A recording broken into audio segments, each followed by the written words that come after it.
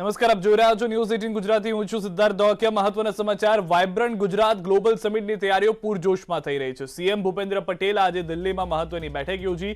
દિલ્હીમાં ઉદ્યોગ જગતના અગ્રણીઓ સાથે 1-to-1 બેઠક છે. લીલા પેલેસમાં ગ્લોબલ સમિટ માટે ખાસ કાર્યક્રમ યોજાયો. સીએમ ભૂપેન્દ્ર પટેલ, મંત્રી જગદીશ પંચાલ હાજર રહ્યા છે.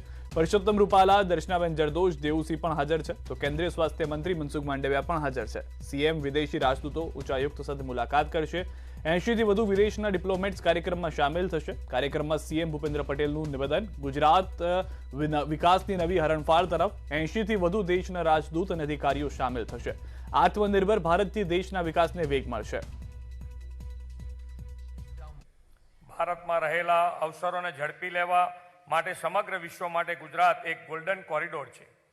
ગુજરાતનો trade and traditional, commerce and culture, entrepreneurship અને એન્થુનિયાઝમનો ભવ્ય વારસો ધરાવતું રાજ્ય છે.